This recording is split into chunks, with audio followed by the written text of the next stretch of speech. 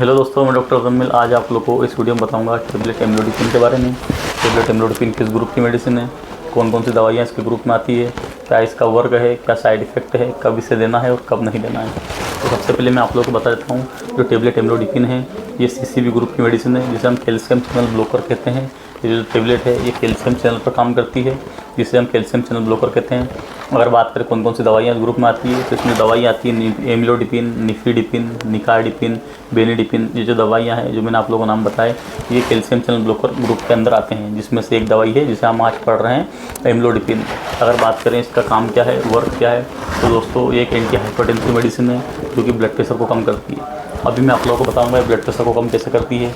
जो इससे calcium channel blockers दवाइयाँ होती है, जो एमलोडिपिन है, ये क्या करती है, जो बॉडी के अंदर कैल्शियम चैनल होते हैं, जो कैल्शियम चैनल होते हैं ये स्मूथ मसल पे होते हैं। जब भी पेशेंट का ब्लड प्रेशर बढ़ता है तो नॉर्मल साइज अगर आर्टरी का ये है तो इस नॉर्मल साइज से साइज कम हो जाता है। जो ब्लड इस फ्लो से जा रहा था अब वो इस फ्लो से जाएगा, एरिया कम हो जाता है, जिसके कारण पेशेंट के जो आर्टरीज है उसके अंदर वेसो कॉन्स्ट्रिक्शन हो जाता है। साइड में स्मूथ मसल्स होती है तो स्मूथ मसल का वेसो कॉन्स्ट्रिक्शन होता है, जिसके कारण पेशेंट का ब्लड प्रेशर बढ़ जाता है। तो जो एमलोडिपिन दवाई है ये कैल्शियम चैनल ग्रुप की मेडिसिन है। ये क्या करेगी, कैल्शियम चैनल पर वर्क करेगी। जो कैल्शियम चैनल होते हैं वो स्मूथ मसल्स पे होते हैं आर्टरीज की, तो वहाँ पे स्मूथ मसल पे कम करेंगे, कैल्शियम चैनल वर्क करेंगे, काम करेंगे, तो स्मूथ मसल जो डायलिटेशन हो जाएगा आर्टरीज का, तो आर्टरीज का डायलिटेशन होगा, पेशेंट का ब्लड प्रेशर कम हो जाएगा। तो इस तरह से काम करती है कैल्शियम चैनल पर। Calcium channel blocker smooth muscles का रिलैक्सेशन कराती है। स्मूथ मसल का रिलैक्सेशन होगा तो जो आर्टरीज का वेसो कॉन्स्ट्रिक्शन ऑलरेडी हो रखा है वो वेसो डायलिटेशन हो जाएगा, आर्टरी डायलेट हो जाएगी, तो पेशेंट का ब्लड प्रेशर कम हो जाएगा। इस तरह से काम करती है। अगर बात करें इसके अदर यूजेस क्या है, तो एक तो जो यूजेस का अनस्टेबल एंजाइना में, जो किसी पेशेंट को क्रोनिक एंजाइना है, तो क्रोनिक एंजाइना में इसका बहुत ही अच्छा यूज़ है। अगर पेशेंट को चेस्ट पेन होता है तो उसमें पेशेंट को अगर एमलोडिपिन टेबलेट दी जाती है तो इससे फिर क्या होगा, पेशेंट का वेसो कॉन्स्ट्रिक्शन और पेशेंट को वेसो डायलिटेशन हो जाएगा, स्मूथ मसल का रिलैक्सेशन होने के कारण। तो अनस्टेबल एंजाइना में इसका बहुत अच्छा यूज़ है। नेक्स्ट जो इसका यूज़ है स्ट्रोक को प्रिवेंशन में, स्ट्रोक को प्रिवेंट करने में बहुत अच्छा यूज़ है, क्योंकि जो स्ट्रोक होते हैं वो वेसो कॉन्स्ट्रिक्शन के कारण होते हैं, आर्टरी के कॉन्स्ट्रिक्शन होने के कारण होते हैं। तो एमलोडिपिन हम देंगे उस पेशेंट को, अगर एमलोडिपिन कंटिन्यू चलेगी तो वेसो कॉन्स्ट्रिक्शन नहीं होगा, डायलिसिस होगा, ब्लड का फ्लो अच्छे से जाएगा, तो पेशेंट को इससे स्ट्रोक प्रिवेंशन भी अच्छे से होगा।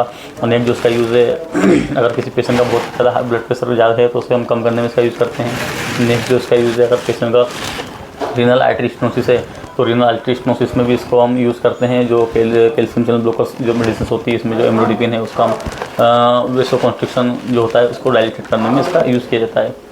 नेक्स्ट अगर मैं इसका यूज़ बताऊँ आपको, तो इसका यूज़ जो सीकेडी में है, सीकेडी में हम जो ARB ग्रुप की जो मेडिसिन होती है, एंजियोटेंसिन रिसेप्टर जो ग्रुप की होती है, ARB ग्रुप की, जो टेलमेसार्टेन, ओसाल्टेन, लोसार्टेन जो ग्रुप की मेडिसिन होती है, एजिलसासन, उसका यूज़ सीकेडी में मोस्टली नहीं किया जाता है, क्योंकि वो रीनल आर्टरी स्टेनोसिस कराती है। तो जो रीनल आर्टरी स्टेनोसिस है उसको प्रिवेंट करने के लिए हम टेबलेट एमलोडिपिन देते हैं। कैल्शियम चैनल ब्लॉकर्स जो मेडिसिन होती है उसमें, इसमें और भी मेडिसिन है, निफिडिपिन, निकार्डिपिन, फेलोडिपिन, उनका भी यूज़ हम कर सकते हैं।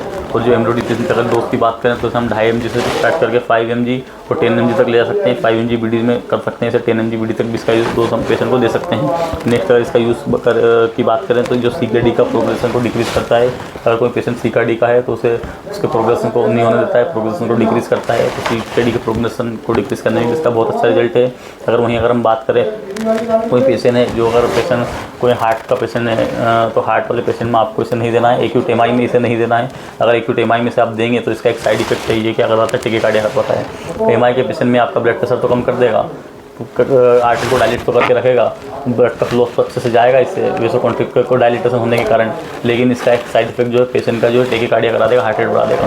तो आपको याद रखना है एक्यूट MI में से नहीं देना है, क्योंकि एक्यूट MI में ये ब्लड प्रेशर तो कम करेगी, को अच्छे से फ्लो तो बनाएगी, लेकिन पेशेंट का वहाँ पे टेकीकार्डिया करा देगी, तो इससे पेशेंट की जान जा सकती है, VTVF पेशेंट को हो सकता है। नेक्स्ट एक कंडीशन होती है हार्ट फेलियर। हार्ट फेलियर में भी इसे आपको नहीं देना है, वो इसलिए नहीं देना है कि हार्ट फेलियर में ऑलरेडी पेशेंट का अंदर बॉडी के अंदर फ्लूइड का बिल्डअप होता है, बॉडी को स्वेलिंग आती है, और ये क्या कराता है, एंकल और फीट का स्वेलिंग कराती है टेबलेट एमलोडिपिन। इसके कारण जो है बॉडी पे स्वेलिंग आ सकती है। तो हार्ट फेलियर वाले पेशेंट में से नहीं देना आपको।